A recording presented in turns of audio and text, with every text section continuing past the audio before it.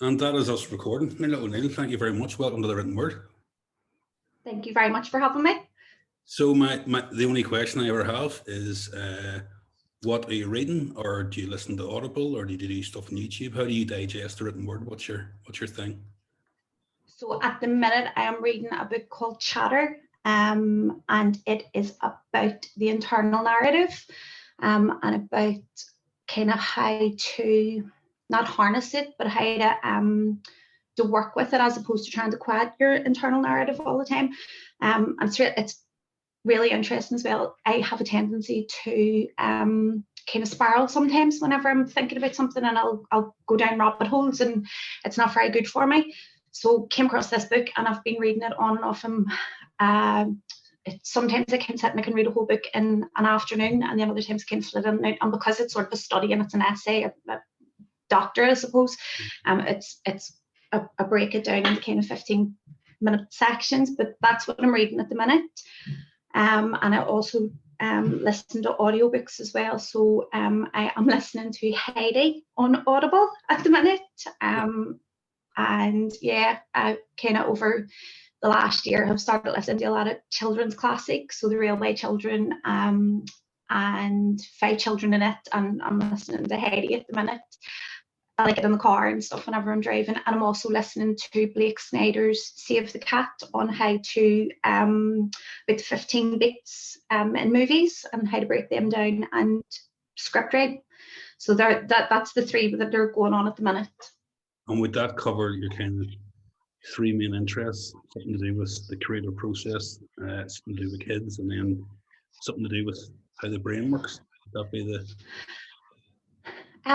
I suppose, like, see, years ago, whenever I was working in the town and on payday, my big thing was I finished work at lunchtime, I went round to Waterstones, and I used to buy a novel, and I used to buy a play, and then went upstairs and got a coffee and a muffin and pretended it was in work for the rest of the afternoon to anybody that was looking at me.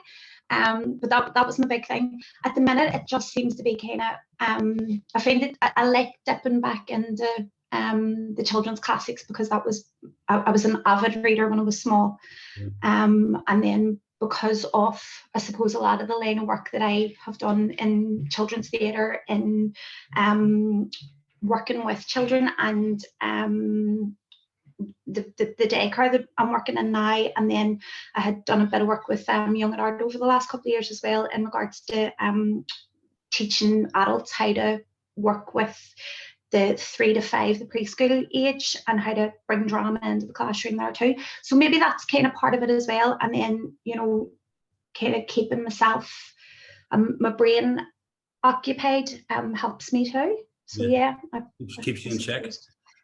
At the minute, that's what I'm reading and I'm doing. But like, I also love an old Maeve Binchy book, or a pool read, or whatever's on the this morning bestseller summer pool read lists as well. So just, my granny always said, you know, doesn't matter what you're reading, read the label on a sauce bottle, just as long as you're reading. So yeah. Tell us this, you apart from acting, writing, and the whole creative side of your career, you also have your own business, is that correct? Yeah, so about 10 or 11 years ago, I was working as the Irish Language Development Officer up in Glengormley, running like classes, and was involved in setting up a youth club and stuff. And part of that then was working in the nursery class. So did a couple of hours in there a week, and, you know, just helping out in there. And I enjoyed it, and I really, really liked it. And I kind of came up with an idea of opening an Irish language daycare. There already are 2 in the city. On a DFAC is down beside the Culturnan, and then Andrehead have a daycare over on the Ormer Road. And there's another one that St Enda's have opened up in Crean, have opened up in Glengormley since I've left.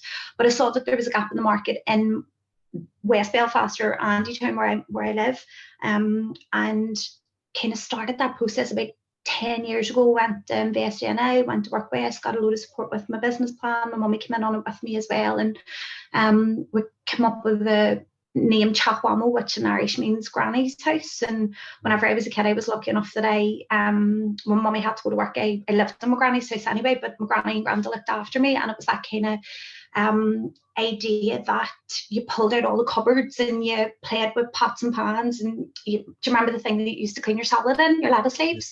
And like we used to play records with that, and my granny was always putting sheets out over the chairs. We made huts and played in the living room, and I was really lucky to have that experience. So that was the kind of idea behind what Chapwamo's ethos was going to be, that it was going to be a home away from home, which also was really the cool and trendy early education approach of that time as well. You know, so these things kind of come around in full circle again. So it's that kind of heuristic approach to daycare where you know, in your home corner, you have a real hairdryer that has the plug cut off it, but the children are playing like a heavy thing, as opposed to these big plastic disposable throwaway toys that they don't really want to play with anyway. They want to get in and play with your makeup and your hairdryer. Like in the first lockdown, I have 3 kids, and in the first lockdown, our Marion came downstairs one of the days, and I said to her daddy, God, she's my skin tone, you know, like we've only been in lockdown for 2 weeks, and she's starting to go a lovely colour of brown as well.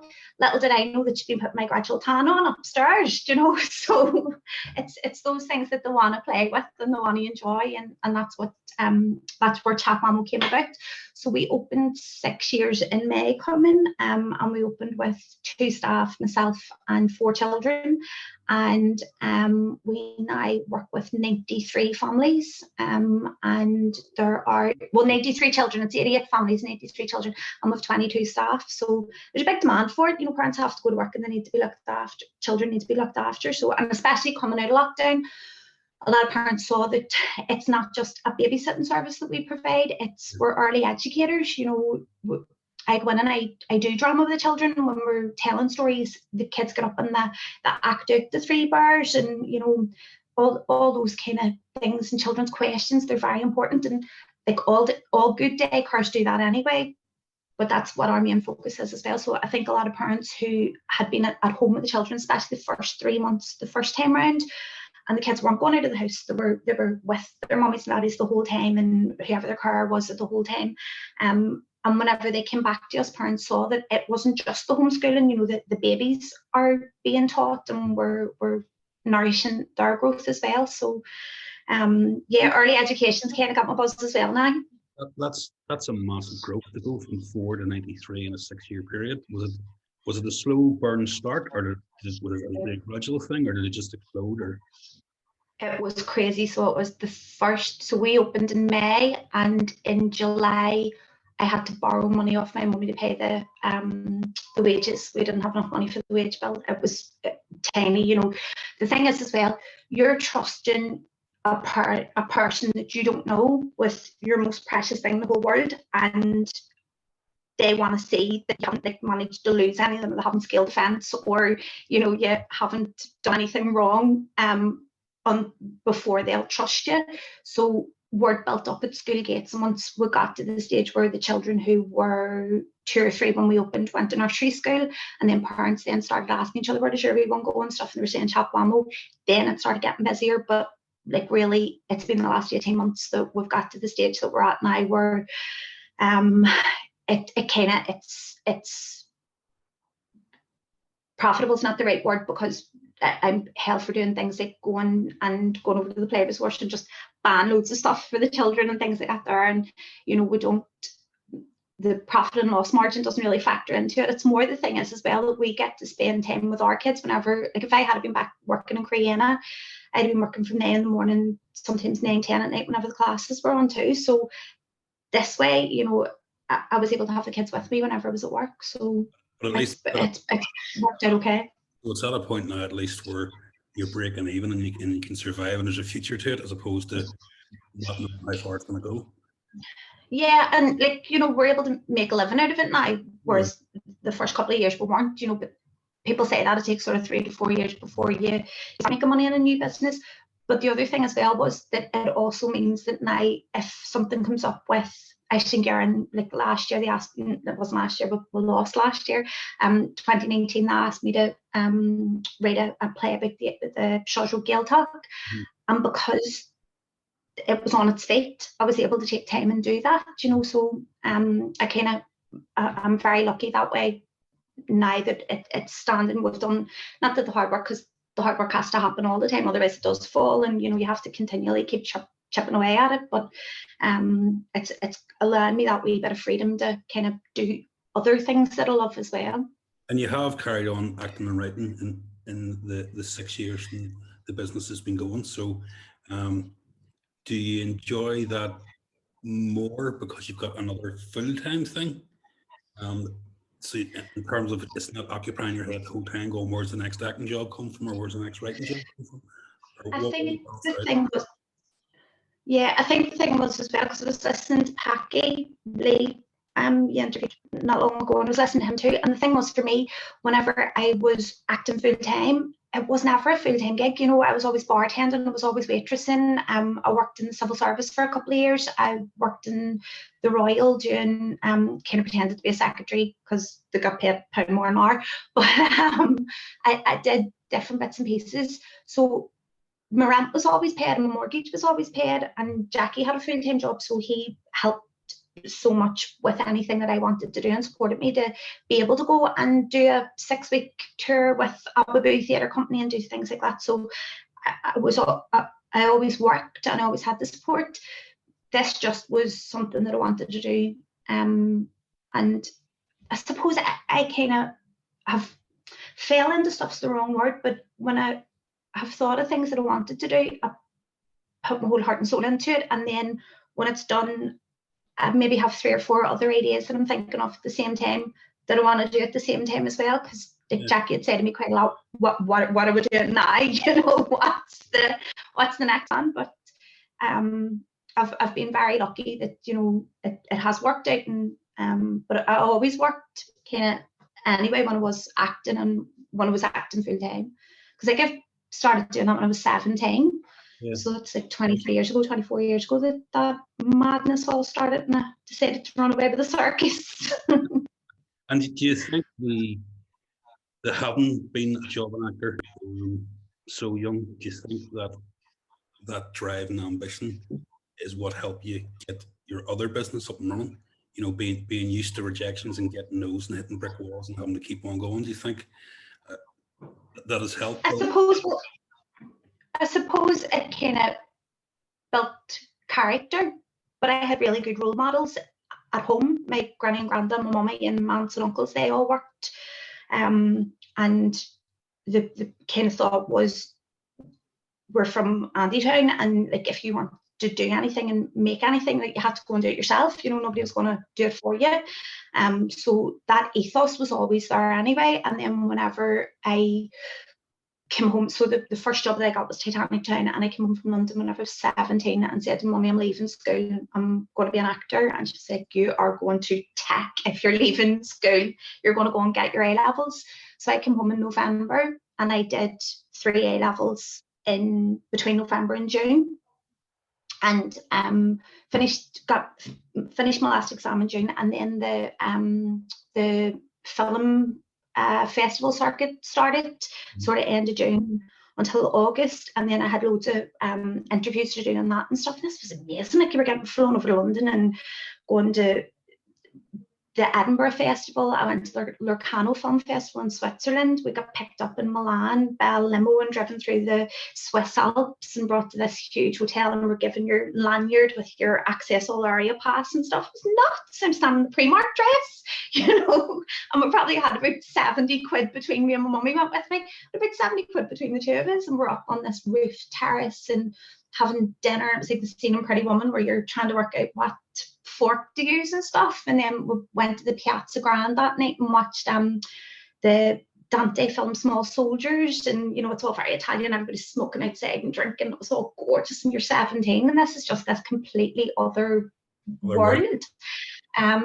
You know, whereas I was in the Black Man Tech 2 weeks before doing drama, politics and Irish, and it was such an experience. It was amazing. And then off the back of that, I got an agent. I went with ICM over in London, and then got a couple of films straight off the back of that, and moved to Dublin. And you know, did all these amazing things, and it was class. And then you start getting rejections and you start going for auditions, and you know, part of it maybe was that I was going, oh, this is easy, I don't need to really read that script, I can go to Thompson's Garage and be out until 3 o'clock and turn up at my audition. Yeah. Didn't do that too often, but you know, it was known to happen. And then there's me that like really desperately wanted certain roles that I read, and when you got that rejection and you got that no, it was devastating. It really, really was. It was.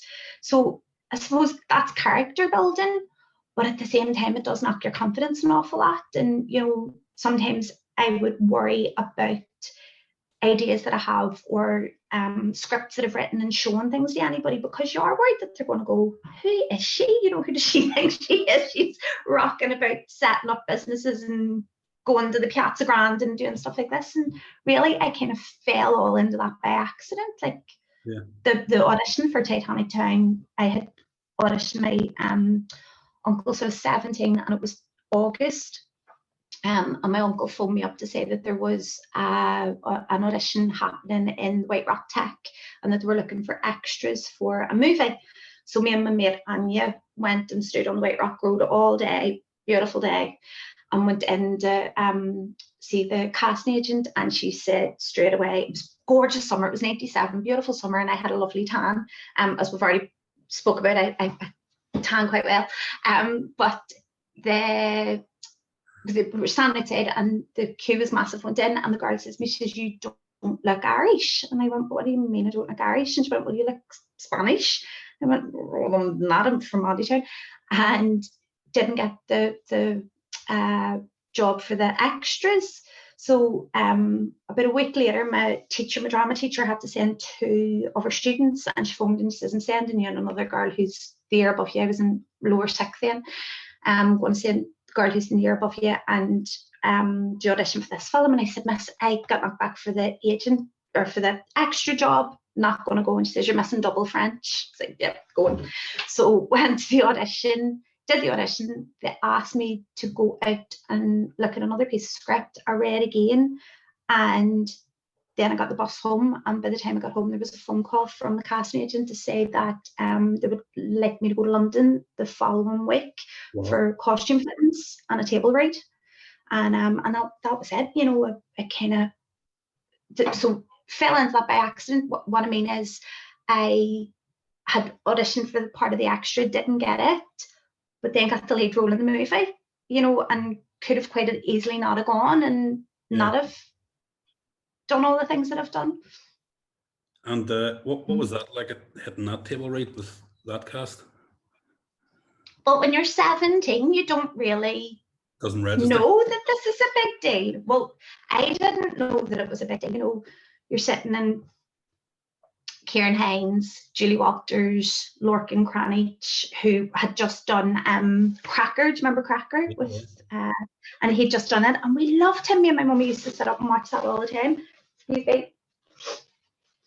we loved him. He's absolutely amazing. And they were all sitting in this table, and like I didn't realise the gravity of it, and I suppose that probably helped my performance an awful lot, because if I had have known or had an awful lot riding on it, it maybe limits you, or I don't know. That was just my experience of it, and it was incredible. And then we filmed here for 2 weeks, all the like outside Queen's University and in the museum in Tralla Beach, and filmed those kind of scenes.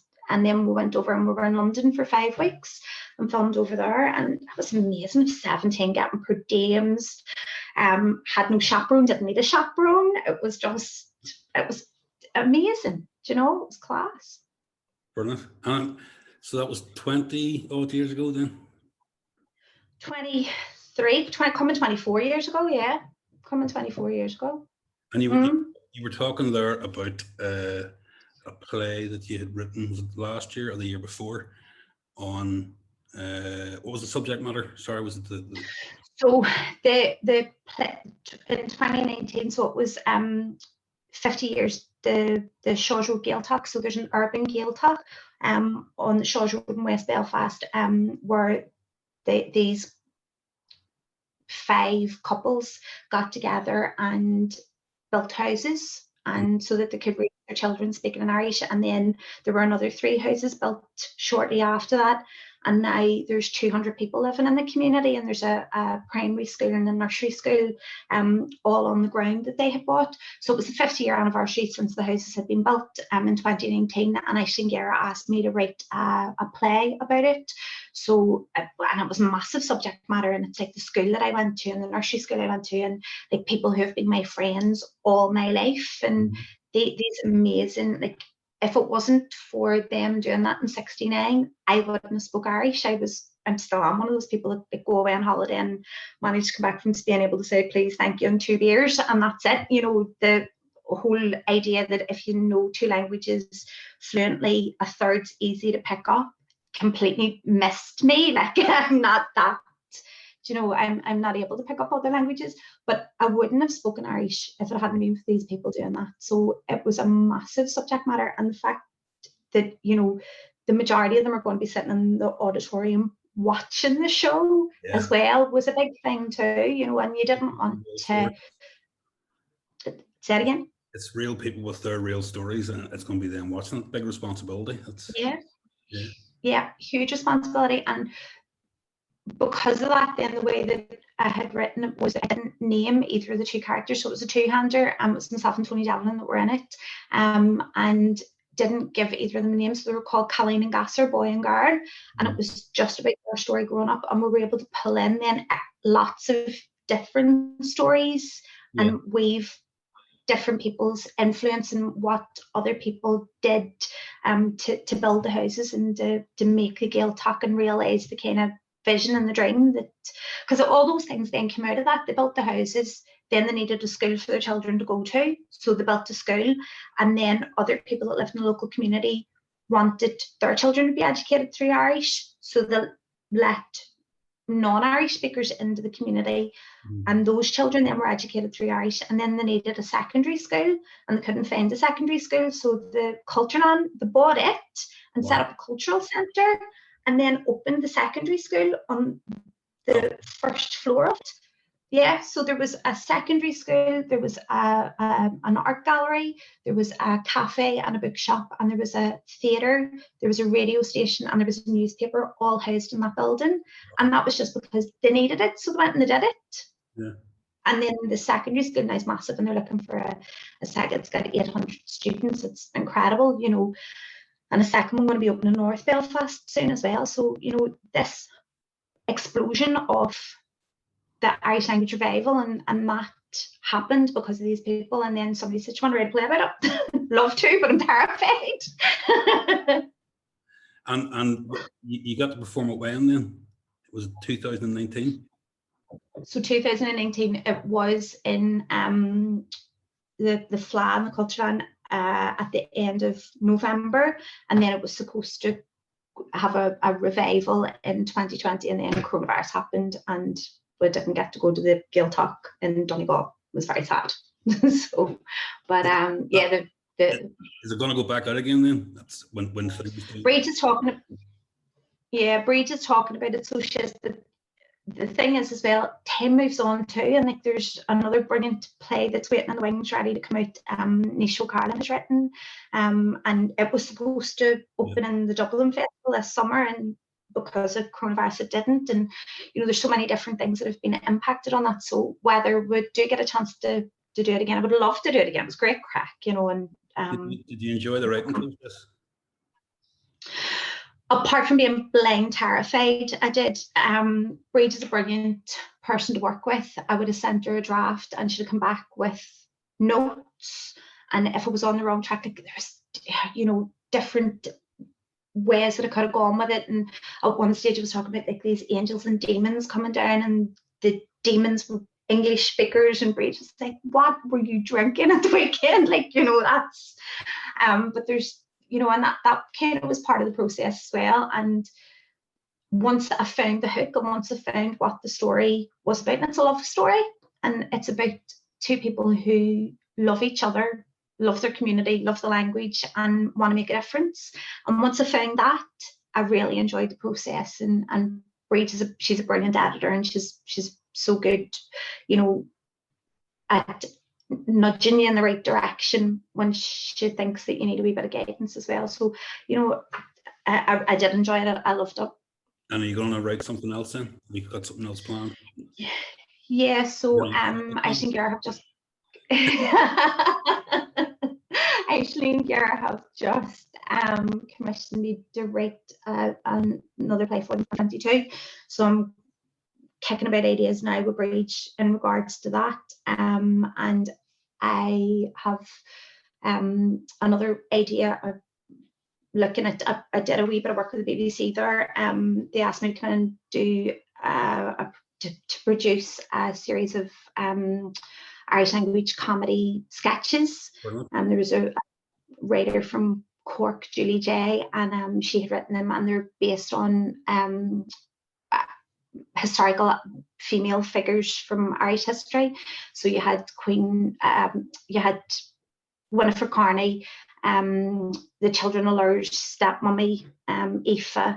We had, God, I can't remember. Edit that bit out. we had Aoife, who was the stepmother and children of Lur. We had Winifred Carney. We had no, Michael can't have lost that train of thought completely. No, don't worry, we'll move on. So just we've got this right. You're not only acting, you're writing plays, you're producing TV content for the BBC, and you run a business. Yeah.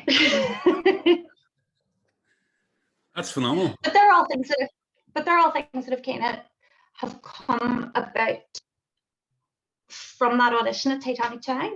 Yeah. Like, really, if I think about it and I work it backwards, all of the stuff that I have done stems from that one role and from becoming involved in this. Like, before that, I was involved in the Rainbow Factory. I was one of those kids that said earlier on that I lived with my granny when I was wee, and on a Saturday morning I'd get up and made my mummy, my uncle, my granny and granda sit down and watch me perform a play on the fireplace when I was 4, and they couldn't move until they'd watched the whole thing. And my granny went, for God's sake, get her out to something. So I got through over to speech and drama and Trench House on a Saturday morning. And there was a lady, Mrs. Priest, she took the speech and drama. And I can remember being about 3 or 4 and my granny making me a tutu out of a red swimming costume and tulle and standing on the stage in Trench House and being could have been a fairy, don't know, but singing and loving this. And my mummy took me to see a show in the arts when I was about 4 or 5. It was a Steiner production of Hansel and Gretel. And it was a puppet show. And the crows came down and pecked Hansel and Gretel's eyes out at the end of it. And they had blood coming out and stuff. It was horrific. But I can remember this. And I can remember going to see this in the arts. And it was about 4. And at the end of the show, we stayed until the auditorium had cleared out. And we went down and stood on the stage so that I could look up. Mm. And that stayed with me whenever, and then off the back of that, went to the Rainbow Factory. There was a kid in my class in Bunskull who went to Rainbow Factory, and his mummy said, God, your Nuala would love that. And went there, and like, they were the most incredible years. Like, I spent 6 years in the Rainbow Factory. It was absolutely amazing. You had all of these tutors coming in and teaching us things about, working from 0 to 10 and your emotions, and teaching you different ways of doing that, and how to break down a script and how to sit and think about your character, and also how important your costume was. That Jean Bailey was like sewing in the back office, and about lights and colour, and how the stage being lit blue made the audience feel a certain way. But that was all, and we were being taught this when we were 13. It was amazing. So from that, and that, like, I don't think that I could have gone in any other way. I think that was always kind of destined for what I wanted to do. But it was chance that maybe go to that audition, and probably, something else would have come up and I would have done something else. But like, if I think about the auditions that I went for that were for bigger roles, and I got a smaller part, and then that made my name in the BBC, then, you're talking late 90s, early 2000s. I haven't done anything like that in a really long time. And then I moved into Irish language work. A, because I could, B, because I probably wasn't getting the work in English as well. And then I fell in love with that, and I loved the richness of the language, and about how plays that are written in Irish have a completely different way of thinking about what a line is, or the something that you can say in Irish you can't say in English. It would take you a paragraph to explain something that's maybe just a wee saying in Irish. It's just the fact that I'm bilingual and that I can work in both languages has stood me really well as well. Happy days. So when does the things you were doing, the skit things you were producing, have they been aired, or are they going to get aired, or?